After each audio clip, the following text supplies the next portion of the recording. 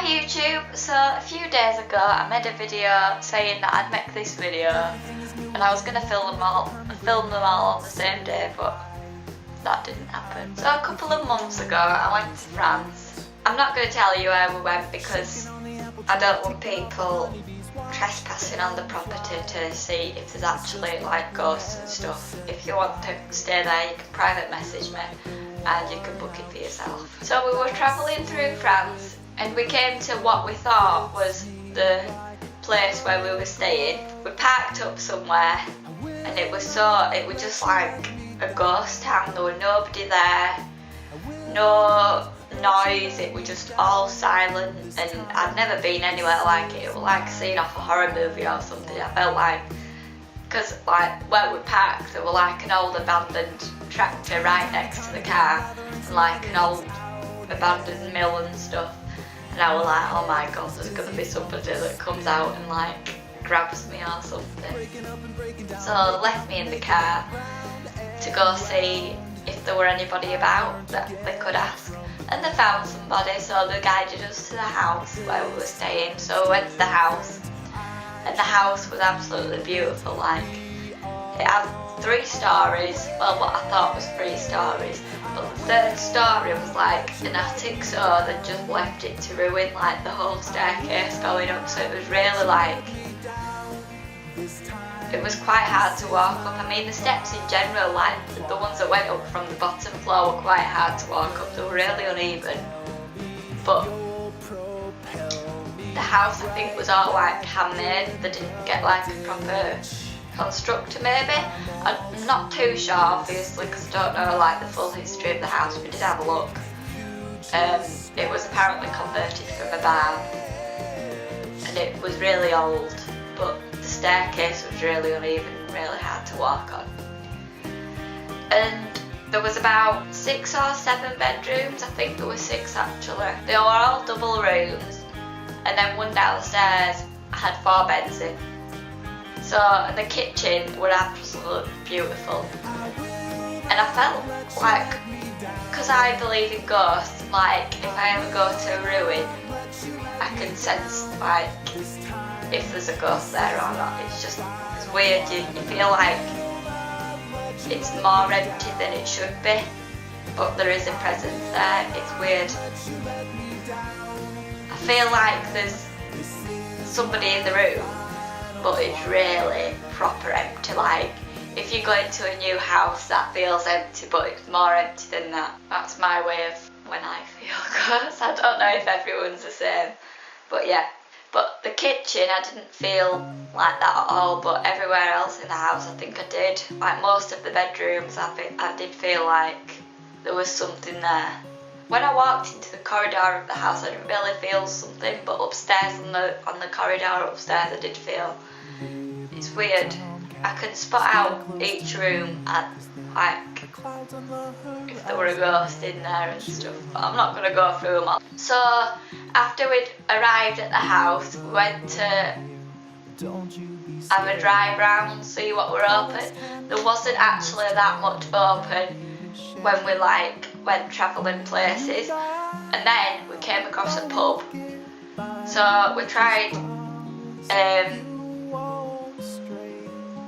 like communicating because we went to a part of France where they didn't speak any English, but we wanted to know like where we could eat and everything.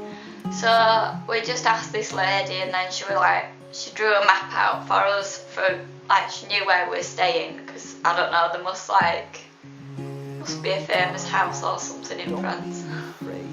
But then she said there was nowhere to get breakfast. There was a supermarket. Oh, that's it, I think she drew out the supermarket. So she drew out this supermarket. This was the only place we could go to, and she told us like when it were open and everything.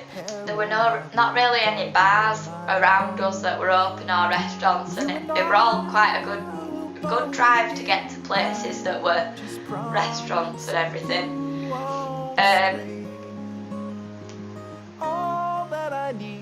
But the closest town to us was Saint-Jean-d'Angely, or whatever it was called, or Saint-Jean-d'Angely according to the sat-nav. So we did manage to go there a couple of times. The first time we just went like for a browse around. We found a few restaurants. We went to an Italian restaurant where I had a pizza. My mum and dad didn't really like their meal, I don't think, but mine were alright. I ate everything, so we're happy with it. It was food to me. We also found another restaurant. I can't remember.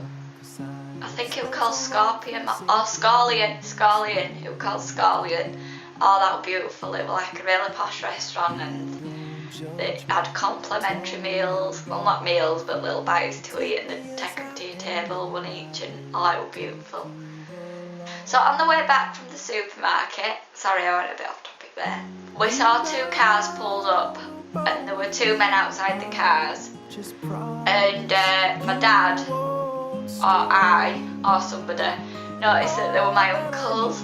So my dad pulled over and got out of the car and started shouting, and then he was like, follow me, and then he got lost on the way back, so we were guiding him the wrong way, but we got there eventually. So all the family had settled down and everything, and then we tried connecting to the Wi-Fi. I don't know about you, but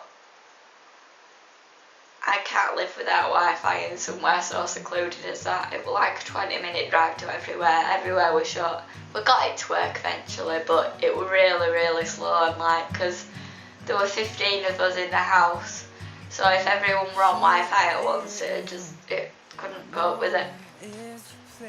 And the house had a big pool as well. Well, not a big pool. And then it had like a swamp at the bottom of the garden. And loads of fruit trees, loads of fruit bushes. It was beautiful. So moving on to the trips that we went to.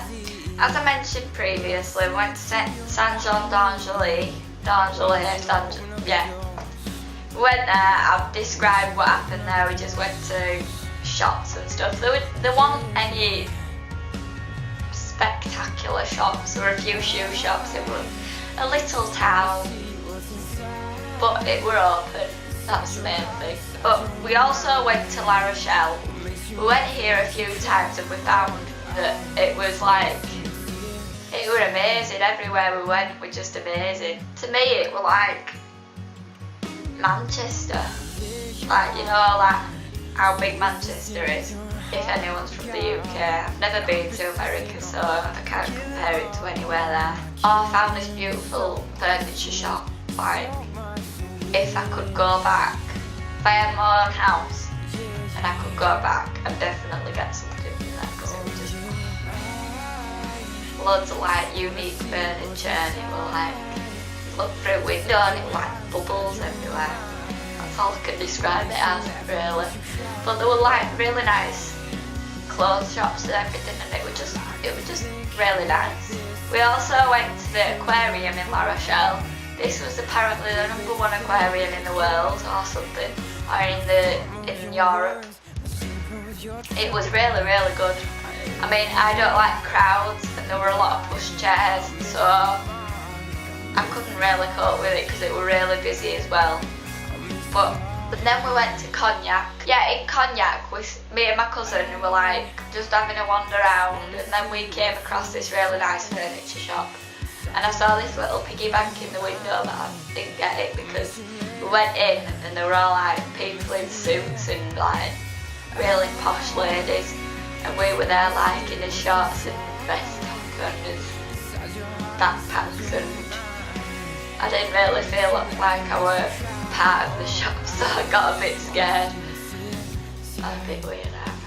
So moving on to the haunted bit. I was trying to make that scary. So we'd stayed there a few nights, and on the third night, me and my cousin were sat on my laptop, and we heard a knock on the door. We thought it were the kids, so we just shouted, "Come in." There were no answer. So I looked at my cousin and I was like, it's a bit odd, because they usually do come in, or they usually like open it slightly or something. But they didn't, so I got up and there were nobody there, as I guessed. And I think, yeah, my cousin went for a shower later on that night. No, this happened the other way around. She had a shower first, I heard a knock on the door, I opened it and there were nobody there. And then later on, we were sat on the bed knock on the door, nobody there. So that was the first night, oh not the first night, the third night, that was the third night. So the night after that, we all fell asleep and nothing happened. Apparently, like during the night, nobody got woken up, and well, my auntie did, but I'm going to move on to that story now. Then in the morning, my auntie started telling everyone about a dream. They had an ensuite in their bathroom, so my auntie, she didn't know if she was asleep or awake at this point, and she noticed that a light was flickering in the bathroom, like turning itself on and off, and she thought somebody was in the bathroom, but all the family were in bed, so she went back to sleep. And then she had a dream that she said she felt claw sensations in her back, like a cat was like digging in the back, so she couldn't like get up and shake it off. She was just lying there. And then she opened her eyes and there were a man sat on the end of a bed with a top hat, and he was quite an old man, and next to him was this lady that was stood up, and she was dressed in the old Victorian gear or something, and apparently she had significant black eyeliner on her eyes. So my auntie was screaming, get out, and she got up out of bed and then slammed the door after them, and then she woke up. So that was her dream from that night. Oh, a few nights prior to this actually, my cousin downstairs, she stayed in the room downstairs that had 4 beds in. Well, my cousin's daughter woke up in the middle of the night and she said she saw her sister walking around the room, and then she must have been like shouting at her to wake up or to go back to bed, and she must have woke her mum up. So her mum were like telling her also to go to bed. And then they must have looked over and the sister was actually in bed, so that woke the family up. So the next day they were in bed all night. So that was another haunting. So I think it was like a couple of days later, I was having a shower in my mum and dad's bathroom, and I was just, I think it were an empty house. Like me, my mum and my dad just stayed in, and then everyone else went out for some reason. So I had this opportunity to have a shower and everything, and I was just rinsing my hair out, and I heard like as if somebody was like, you know, if somebody blows down a pipe to make a tune. I heard that, but it were like a few tunes, and it were like, it were all like in a key, it wasn't like random, and it sounded like they were making a song out of it, and I did remember it for a brief second, but then I forgot how the tune went, so maybe I'll have it in a dream one day. And then a few days later, towards the end of the holiday, my mum and my cousin's daughter and I think my little cousin was in, like, they were like next to the living room, there was like a seating room with like loads of sofas. They were in there and they said they could like sense another person, and then everyone could smell like incense and burning. So I don't know how long that went on for, but I don't know if I would do an ice bucket challenge at that point.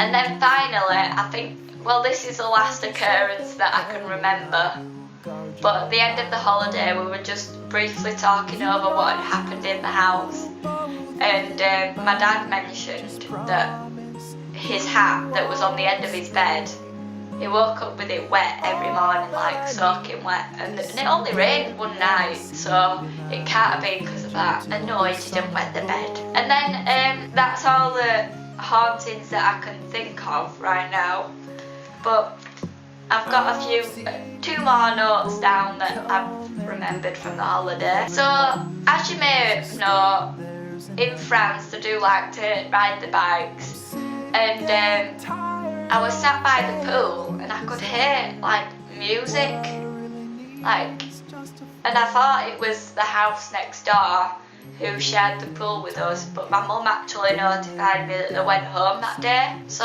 then somebody told us that there was a parade going down the street. So we went round the front and there's actually like a bike race with like loads of press and media, just like the Tour de France. And I was there when it went to Yorkshire, so I'd brought my t-shirt with me. So then I ran inside, got my t-shirt and brought my camera outside for no reason. I've got something in my eye! So yeah, that was the bicycle race. It went on for quite a long time and there were like people that must have camped out like across the road from us, because the house was like on its own and there were just fields and then a farm next door and a town right down the road, like a little town that were all closed obviously because it was a holiday season, and it was just fields. So people had camped out just to watch this race. So they were all like French people and then we were all English, like, oh, what's happening, oh. So I think they looked at us a bit funny because we just ran out.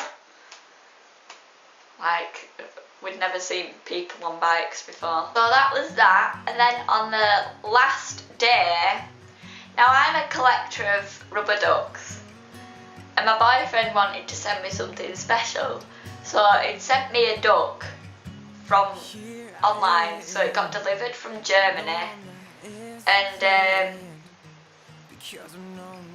we checked the letterbox on the last day to see if it was there, and there was a parcel inside and I checked and it was my name on it. Like, I picked it up, well, I tried to like twiddle it around, but it was in this big metal box that had a letterbox on, so we didn't have the key for that. We rang next door, who was like the helper of the house, and he had a key but he couldn't get there till we'd gone.